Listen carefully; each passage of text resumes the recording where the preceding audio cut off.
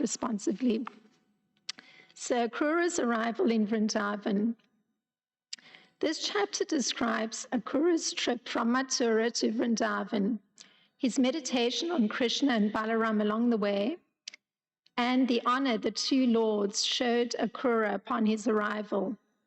Early in the morning, on the day after Kamsa had ordered him to bring Krishna and Balaram to Mathura, Akrura prepared his chariot and set off for Gokula. As he traveled, he thought as follows, quote, I'm about to attain the great good fortune of seeing Sri Krishna's lotus feet, which are worshipped by Brahma, Rudra, and the other demigods. Although Kamsa is an enemy of the Supreme Lord and his devotees, still it is by Kamsa's grace that I will get this great boon of seeing the Lord. When I first catch sight of his lotus feet, all my sinful reactions will be destroyed at once. I will descend from my chariot and fall at the feet of Krishna and Balaram. And even though I have been sent by Kamsa, the omniscient Sri Krishna will certainly harbor no animosity towards me, close quote. As Akrura thus thought to himself, he arrived in Gokula at sunset. Alighting from his chariot in the cowherd pasture, he began rolling about in the dust in great ecstasy. Then Akrura continued on to Vraja. When he saw Krishna and Balaram, he fell at their lotus feet, and both the lords embraced him. Afterwards, they brought him to their residence, inquired from him about the comfort of his trip, and honored him in various ways, offering him water for washing his feet, arghya, a seat, and so forth. They relieved him of his fatigue by massaging his feet and served him a delicious banquet. Maharaj Nanda also honored Akrura with many sweet words. And text 1. Shri Shuka Vacha Akruro Pichatam Ratrim Madhupuryam Mahamati Usitvarate Astaya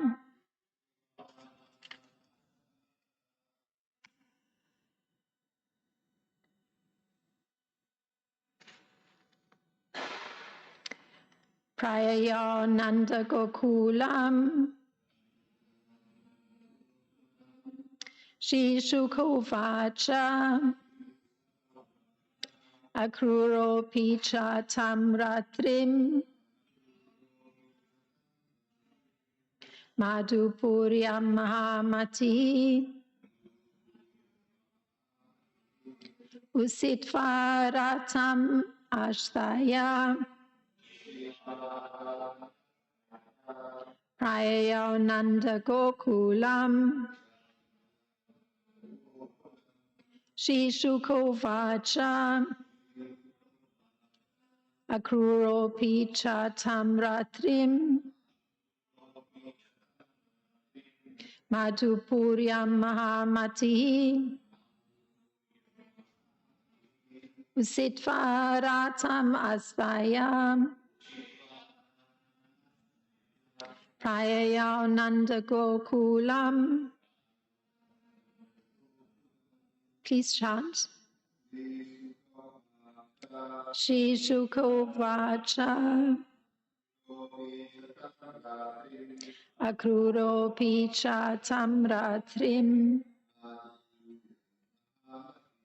Madhupuryam Mahamati Usitvaratam Astaya Prayaya Nanda Gokulam Shri Shukovacha Akruro Picha Tamratrim Madhupuryam Mahamati Usitvaratam Astaya Prayayo Nanda Gokulam.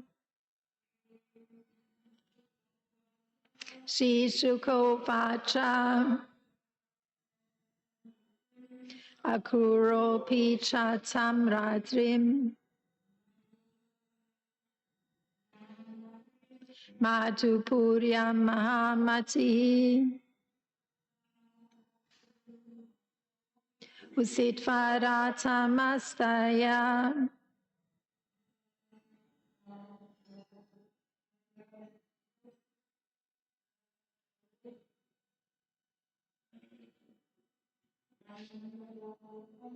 Prayayo Nanda Gokulam. Thank you very much for chanting. Shishuko Vacha. Shukadev Goswami said, Akrura, Apicha, and Tam, that, Ratrim, night, Madhupuryam, in the city of Mathura, Mahamati, high-minded, Usitva, remaining, Ratam, his chariot, Ashtaya, mounting, Prayayal, he set off, Nanda Gokulam, for the cowherd village of Nanda Maharaj. And the translation to text 1, Shukadev Goswami said, after passing the night in the city of Mathura, the high-minded Akrura mounted his chariot and set off for the cowherd village of Nanda Maharaj. Om Jnanatimrandasya Gananjana Shlakaya Chakshuranmilitam Yena Tasmai Shri Gurave Namaha Shri Chaitanya Manopistam Stapitam Yena Bhutale Swayam Rupa Gadamayam Dadati Svapadantikam Vandeham Shri Guru Shri Utapadakamalam Shri Guru Vaishnavam Shah Shri Rupam Sagrajatam Sahagana Ragutan Tam Vitam Sajivam Sadvaitam Savadutam Parijana Sahitam Krishna Chaitanya Devam Shri Radha Krishna Padam Sahagana Lalita Shri Vishaka Vitam Shah Hey Krishna Karuna Sindhu Dina Bandho Jagatpate Gopesha Gopika Kanta Radha Kanta Namostute Tapta Kanchana Gaurangi Radhe Vrindavaneshwari Vrishabhanu Suti Devi Pranamami Hari Priye Vanchakalpataribhyascha Kripa Sindhubheva Patitanam Pavanebhyo Vaishnebhyo Namo Namaham. Namo Om Vishnu Padaya Krishna Prasthaya Bhutale Srimati Ramapada Swami Iti Namine Namo Om Vishnu Padaya Krishna Prasthaya Bhutale Srimati Bhaktivedanta Swami Iti Namine Namaste Saraswati Devi Gauravani Pracharine Nirvishesha Sunyavadi Ashtatya Deshatarine Jai Shri Krishna Chaitanya Prabhu Nityananda Shri Advaita Gadadhar Shivasadi Gaura Bhakta Vrinda Hare Krishna Krishna Krishna Hare Hare Hare Rama Rama Rama Hare Hare. So I'll read the translation once more. Shukadev Goswami said, after passing the night in the city of Mathura, the high-minded Akrura mounted his chariot and set off for the cowherd village of Nanda Maharaj. And the purport, the BBT purport,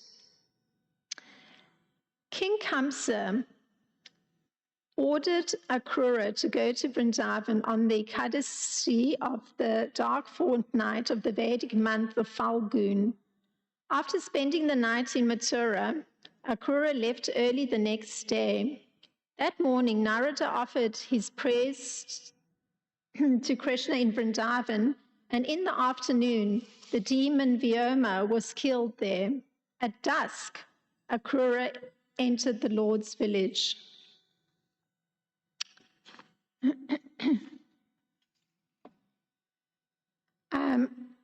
So the BBT purport gives the time at which King Kamsa had ordered his minister Arcana to go to Vrindavan. So that time was on the Ekadashi of the dark fortnight in the Vedic month of Falgun. So the waning of the moon would indicate the dark fortnight, for this is the fortnight when the moon becomes less, or its extent of its brightness is decreased during that time period after it has been the full moon. So that order from King Kamsa had been preceded by his telling Arcana what he intended to do once Arcana had brought Krishna and Balaram. So Kamsa said the following to Arcana: I will have them killed by my elephant, who is as powerful as death itself. And if by chance they escape from him, I will have them killed by my wrestlers, who are as strong as lightning. So this was early in the 36th chapter. So Kamsa had revealed his other plans to Arcana too. So he didn't hold anything back. So he had told Arcana, this is Kamsa speaking, when these two have been killed, I will kill Vasudev and all their lamenting relatives, the Vrishnis, the Bhojas, and the Dasaras. I will also kill my old father Ugrasena, who is greedy for my kingdom, and I will kill his mother Devaka and all my other enemies as well. I think it's his brother Devaka, no? Maybe. So anyway, that was also in the 36th chapter. So King Kamsa's order had been, now that you understand my intentions, please go at once and bring Krishna and Balaram to watch the bow sacrifice and to see the opulence of the Yadu's capital. So he was very straightforward what his intentions were, and he spelled them out very clearly to his minister. Now, Arcana himself, he's a descendant in the family of Yadu. And he had responded by telling King Kamsa in a very courteous and encouraging way. He'd said, this is Arcana's response to the king revealing his intentions for the particular mission that he was sending his minister on. Arcana had told King Kamsa, an ordinary person is determined to act on his desires even when fate prevents their fulfillment. Therefore, he encounters both happiness and distress. Yet even though such is the case, I will execute your order. So Arcana is indicating that fate is actually going to prevent the fulfillment of King Kamsa's desires since he's about to die. But nevertheless, as his minister, he'll carry out the orders of bringing Krishna and Balaram to Mathura. So Kamsa issued his instruction, revealed his intentions. Arcana let him know that actually he was just functioning like an ordinary person who was even against the dictates of fate. He was determined to execute what he wanted to execute according to his own desires. But nevertheless, he was going to be carrying out the order. Now, since this current verse is touching on the timing of this conversation, even though we heard the conversation 2 chapters back, it can be noted that Shukadev Goswami relays that King Kamsa dismissed his ministers and retired to his quarters, and that Arcana returned home. So that's after that conversation. And in this current verse, the BBT purport states that Arcana spent the night in Mathura. and that he left early the next day. So what Srila Vishwanath Chakravarti Thakur explains is that Akrura, being very intelligent, Matihi is what we'd read in the verse this morning, being very high-minded, very intelligent, he actually had spent the whole night of Ekadashi discussing the glories of Krishna and worshipping him. So he hadn't slept. This is what he had done prior to proceeding to go on his mission as dictated by King Kamsa. So it was the next morning that he left Mathura without even breaking the Ekadashi fast. That's what Srila Vishwanath Chakravarti Thakur's insight is. So after the worship, he's in such an ecstatic mood, he immediately gets on his chariot and leaves, and that's this verse this morning. So, and again, the purport here is pointing to timing. So at the same time that Akrura was leaving Mathura in the morning, Nanda was offering his prayers to Krishna in Vrindavan. And the prayer that he offered to Krishna is the following. Krishna, Krishna, Prameya Tatman, Yogi, my computer changes things because, it's trying to turn it into English. So sometimes I'm finding, even though I change it back, it still persists. It's got its own mind. So, Yogam Jagat Ishvaraha, Vasudeva Kilavasa, Sattvatam Pravara Prabho. And Tvam Atma Sarva Bhutanam, Eko Jyotir Ivaid Hatsam, Gudho Guha Shaya Shaksi Mahapurusha Ishvaraha.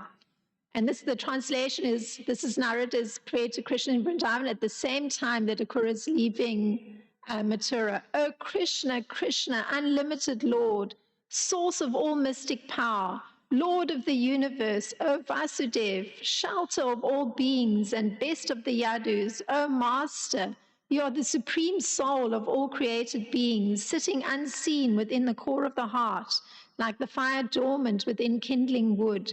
You are the witness within everyone, the supreme personality and the ultimate controlling deity. So Narada called out Krishna's name twice in great bliss, while he's thinking of himself as just being the semblance of a devotee, and at the same time praising the Lord by the Sankirtan of his names.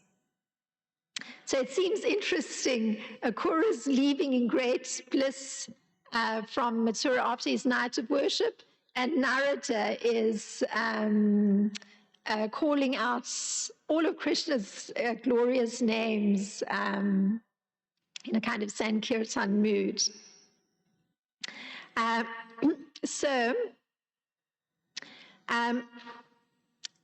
Some of these beautiful names that he was calling Krishna, I thought it's nice to look at them a little bit. So Aprameya Atman, he's the immeasurable one.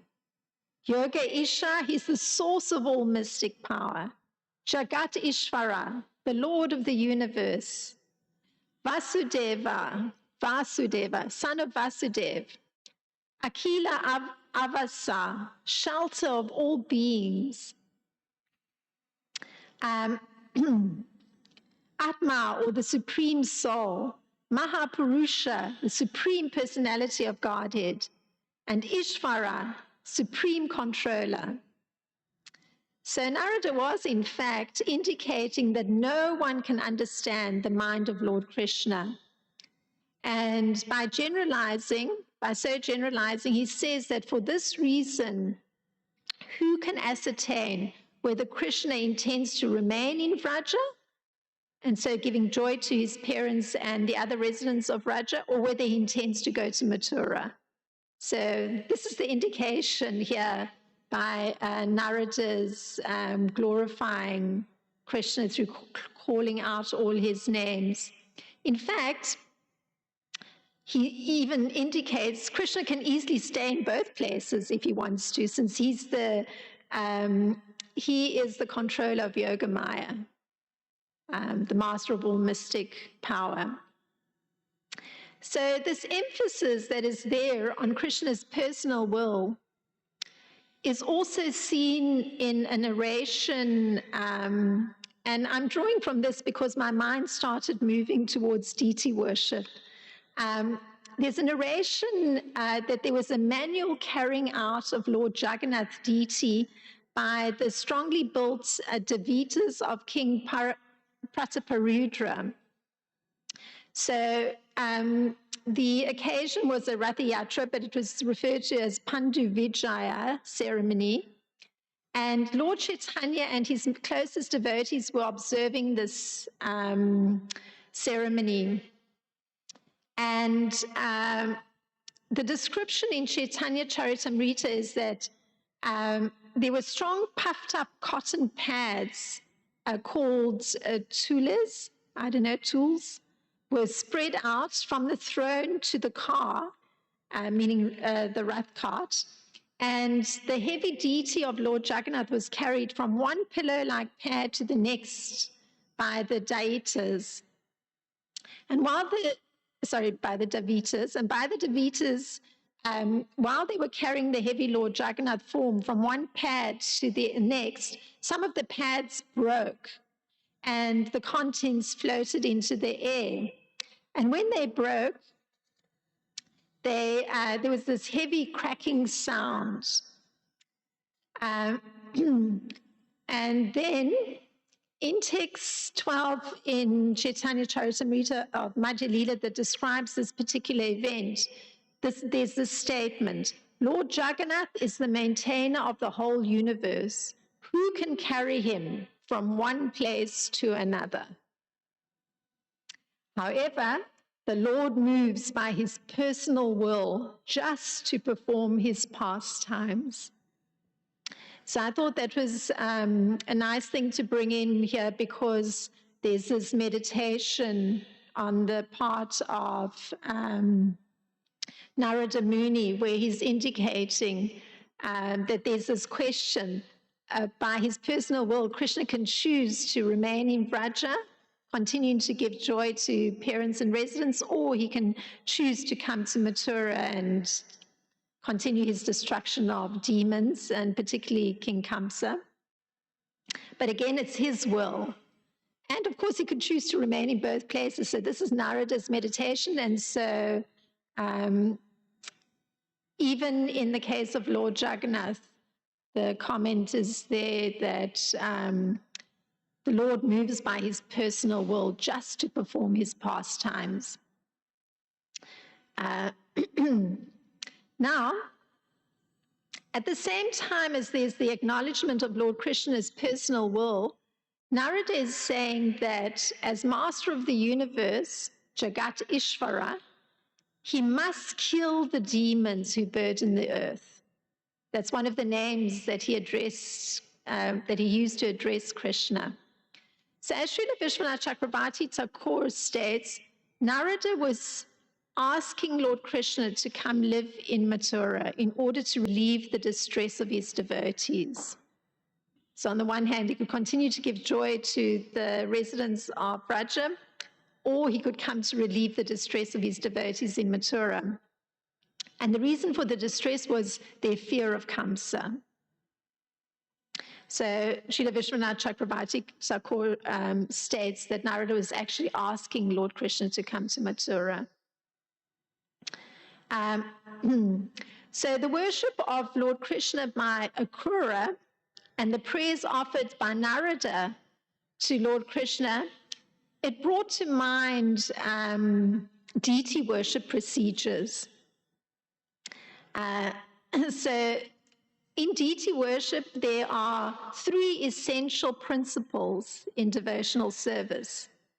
First, there's the sevaka, or the person offering worship. There's seva, the service itself, and sevya, the person receiving service.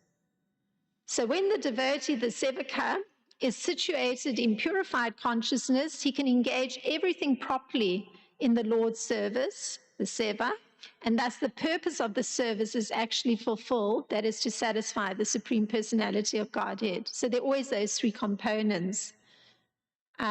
So for one to be properly qualified to approach the supremely pure and spiritual Lord, one needs to qualify himself before beginning his worship by performing procedures of purification. So you notice that's precisely what Akura had done by spending all night worshiping Lord Krishna. He performed procedures of purification. So it means that there's the removal of material imperfections.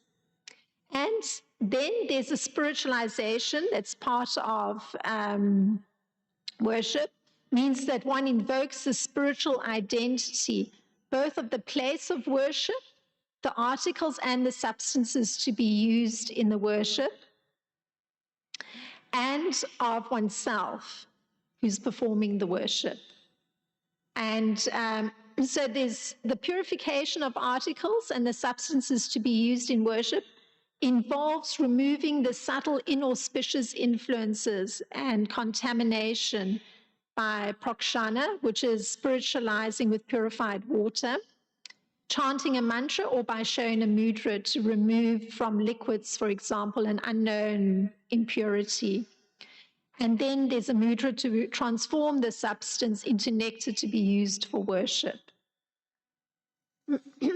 So, purification, spiritualization, and this is very much, one could say, something of how Akura had functioned prior to proceeding on this formerly impure chariot given by Kamsa, even though it was new, and removing any inauspicious subtle material imperfections. And then there's also the spiritualization process of chanting mantras and showing mudras.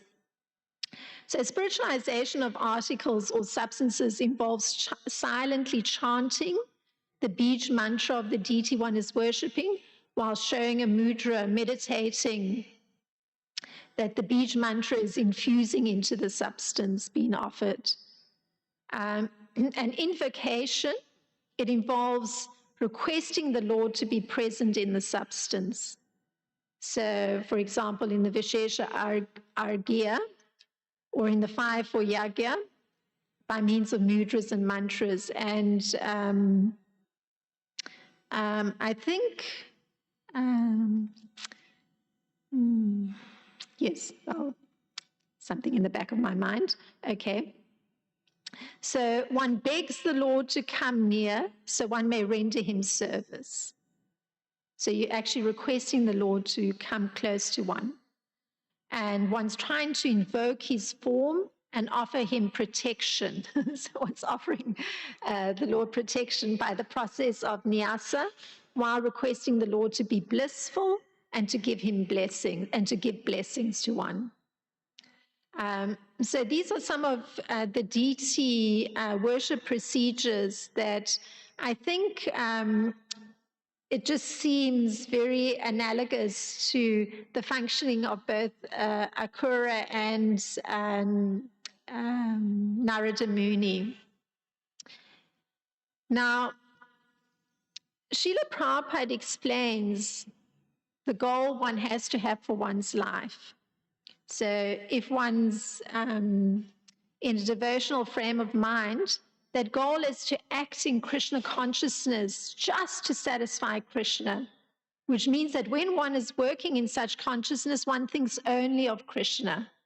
So the thought one has in one's mind is the following: I have been appointed to discharge this particular duty by Krishna.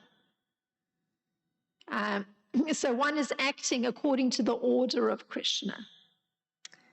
So that criterion is met by Akura, who was thinking, as per Srila Vishwanath Chakravarti Thakur, this is what Akura was thinking, and I'm quoting Srila Vishwanath Chakravarti Thakur, though your desires will not be fulfilled, mine will be fulfilled, so I will carry out your order.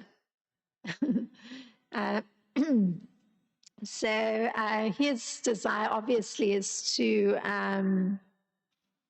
come to the lotus feet of Lord Krishna. And in fact, he even spells out to King Kamsa the regular way of acting. So there's this way of acting that Srila Prabhupada has described, where you're carrying this thought in your mind, I've been appointed to discharge this particular duty by Krishna, and I'm acting on his order. Or an ordinary person will think, and this is how Akrura even tells King Kamsa, an ordinary person is determined to act on his desires even when fate prevents their fulfillment. Therefore, he encounters both happiness and distress. So there's the consequence to acting that way. It won't be only happiness or it won't be only distress, there'll be both. Because it means there's reaction for the action taken. Now, the criterion for action in Krishna consciousness is given by Krishna himself.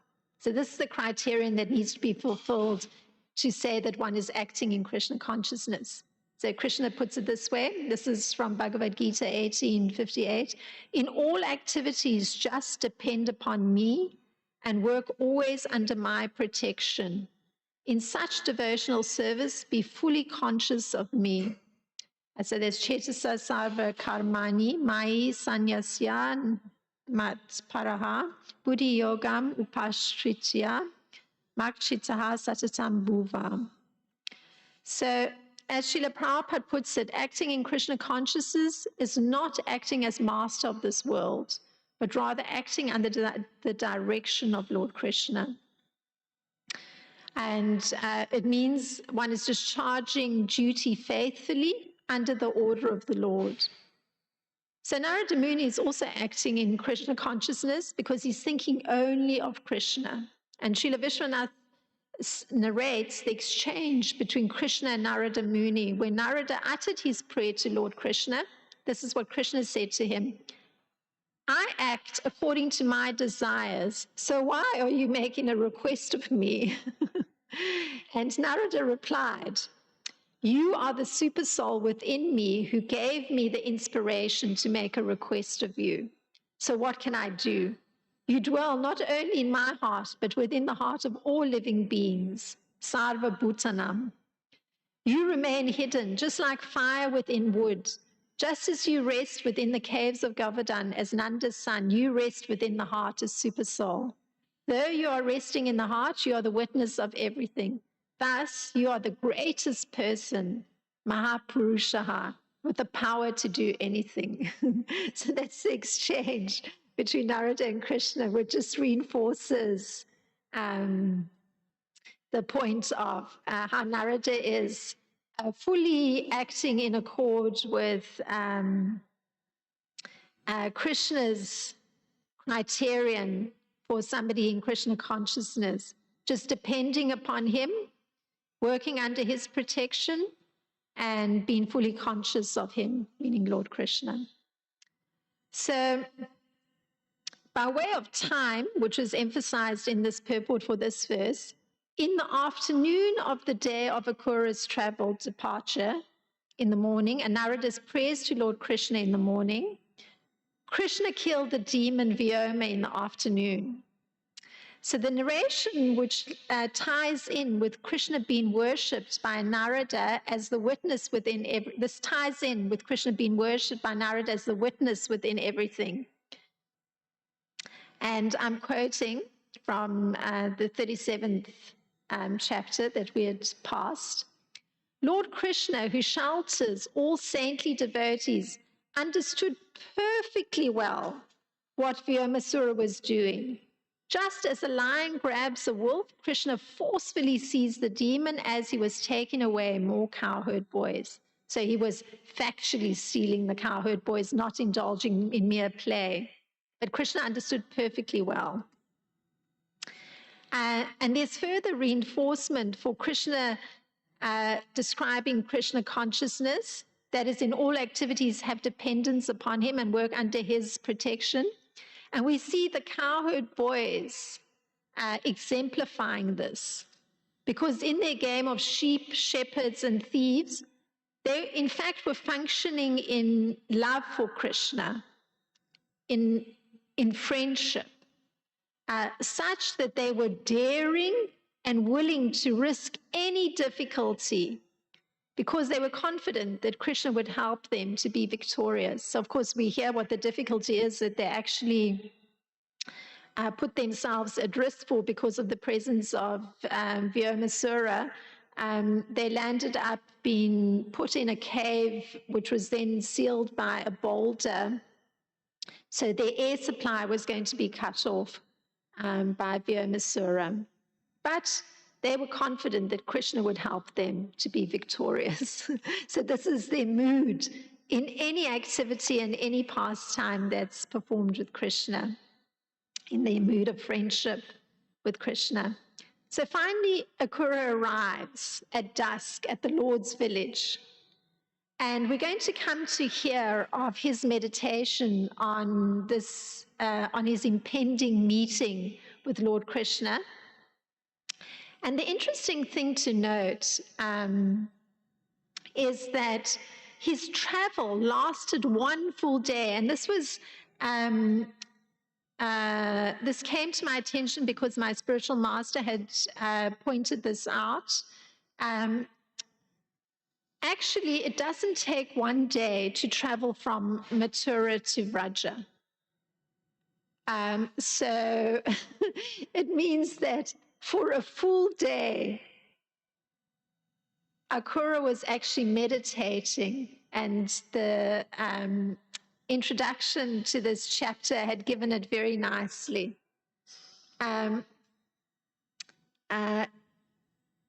His meditation was, I'm about to attain the great good fortune of seeing Sri Krishna's lotus feet, which are worshipped by Brahma, Rudra, and the other demigods.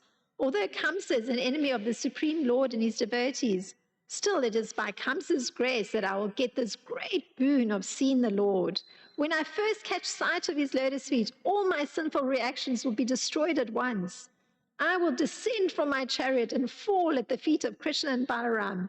And even though I have been sent by Kamsa, the omniscient Sri Krishna will certainly harbor no animosity towards me. So that is the meditation of Akrura. Took him a whole day to go from Mathura to Vraja. So I'm ending there. If there's any thoughts on this particular discussion on text 1.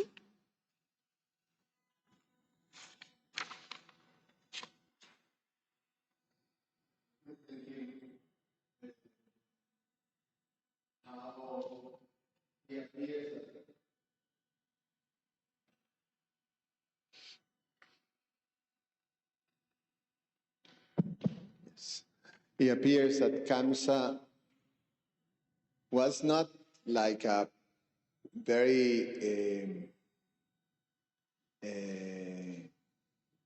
powerful politician. Well, not powerful, he was powerful, but he was not a very shrewd politician, or, you know, like in terms of being able to ascertain who was favorable to him. And so the ease in which he was just saying to anyone, just like Akrura, who was obviously not very much fond of him, he was just serving almost by force, but he just confidently said the whole plan. And one may think, you know, politicians, that they're very careful on revealing, you know, their intentions, you know. Like modern politicians, like you hear, you know, they never, you never know what's behind the whole thing. Say Vladimir Putin or presidents here in the US, you don't know what they're up to, you know, in their inner chambers. So they don't reveal those things so easily. And so it looks like he was so confident and so of his strength and his power that he was not going to be defeated. He can be as free as it can be. It doesn't matter who knows, who doesn't know, because it looks like he was very, very confident that he will kill his enemies. It's like the description of Krishna in the Bhagavad Gita, that the demon thing, all my enemies I will destroy, I will wipe out. So it's like a big example. Just hit me when you were describing the class. Oh, thank you very much for the thoughts that came. Yes, it's interesting. He had, King Kamsa did, you could say, temper his straightforward revelation of his upcoming plans to his minister by saying to him that he should not tell Krishna and Balaram. He did temper it that way, that all he was to do with Krishna and Balaram was to tell them that they were coming to an exciting bow sacrifice and they were going to see this very opulent capital of the Yadus. So he did temper it slightly by telling Akura that he was not to tell Krishna and Balaram his plans. But he could afford to be so straightforward with his minister because he understood that his minister was extremely dutiful. In his earlier flattery of his minister, his preparing the ground for having his minister go on this mission to be the one to bring Krishna and Balaram to Mathura, he did actually praise Akura in many ways, and his praise was accurate, that Akura was very dutiful and he would execute his duty. So it didn't matter if his minister was to hear something that, and if Kamsa were even to suspect, well, maybe he has different intentions because he's part of the Yadu dynasty. He understood that Akura was just so dutiful that he was going to perform his action. So he could feel confident to even say his plans to this minister. So it's more a reflection on Akura's incredible character than anything else. I mean, glorious character that even a demon could confidently tell him, reveal all his plans. He had no problem with it. So it's really a reflection on Akura's extraordinary character.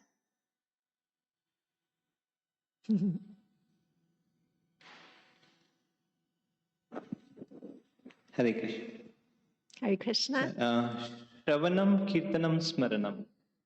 So if our hearing is nice, chanting is nice, meditation, that's meditation. We also hearing, chanting, but here Akura is meditating all the way. So his devotional service was like pure devotional service. He was, because on the order of Kamsa he was sent, but he was saying Krishna will rectify, I'll offer obeisances. So, yeah, so how meditation, how can we also develop our meditation very nicely? Also practicing Krishna consciousness, but many offenses.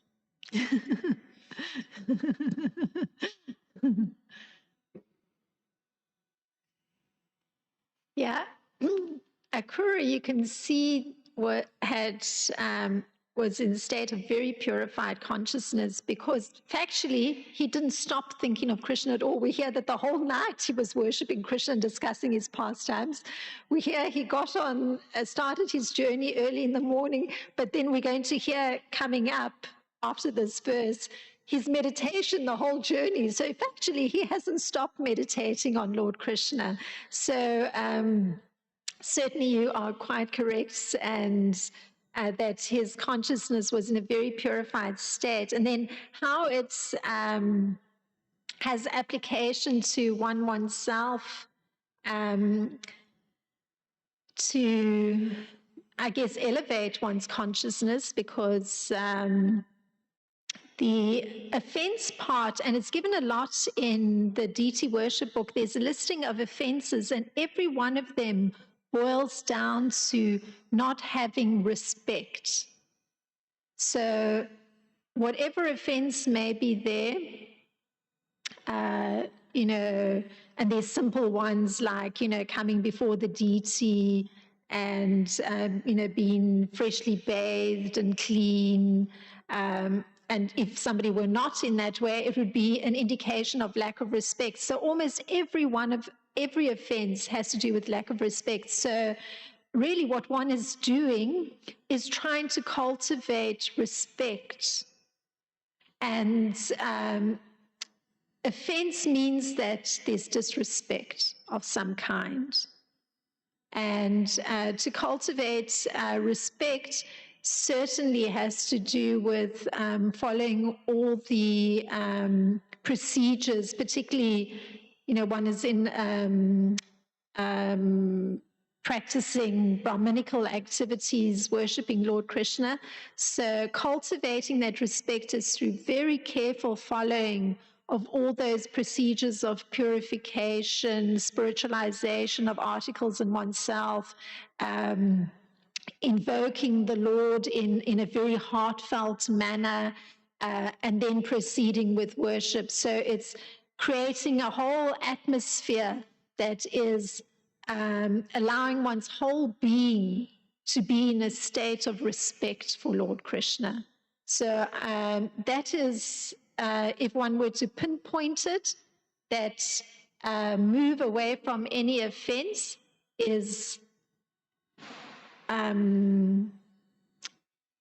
proceeding with all the prescribed mudras, mantras, cultivation of mental state in order to cultivate respect.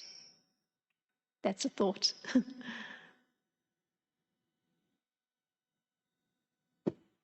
Hare Krishna Mataji, and you said something about Lord Chaitanya. I could not catch. Can you repeat? Yes. I must comment to you, Karina Nidhi Prabhu, that it crossed my mind the other day that over the years of sitting through many Bhagavatam classes with you, I've become aware that you always ask very precise little things. And I was appreciating it because I think study of the Shastras is like that. It's very fine little details that one needs to have very clear. So, yes, I'm very happy to repeat that part. I was, because of hearing how Akura had been meditating, and because of also understanding that Narada Muni, in a sense, was meditating on Lord Krishna and worshipping him through his invocation of his various names in a kind of Sankirtan mood, my mind moved to deity worship, and hence I quoted from Madhya Leela, one section where Lord Chaitanya and the devotees are observing Ratha Yatra that was arranged by King Pratiparudra. And what I read was a description of how these Devitas, these are persons that are coming, there's some that are Brahmanas, but many of them are coming from, I think, a category of people that cultivate pigs in some part. But they've been elevated to this position of actually being able to carry the Lord because they're very powerfully built. So they carry the Jagannath deity. And so the description in the Chaitanya Charitamrita was how there's these big cotton pillows. And so they move Lord Jagannath from pillar to pillar, and they're very powerful. So they're manually moving him. It's not that they're putting him on a cart to get him to a cart. They're manually moving him. And because he's so heavy, some of those pillows break. And then all the stuffing goes floating into the air. And then the comment in Chaitanya Charitamrita, Srila Baladeva Vijayabusan, is that who can carry the Supreme Lord from one place to another? It's his supreme will that carries him, because his will carries him through his different pastimes. So that was the part that I read, because I was making the connection. Okay, thank you. One more thing, what I was thinking, Akrura, how could he know that Krishna is the Supreme Personality of Godhead?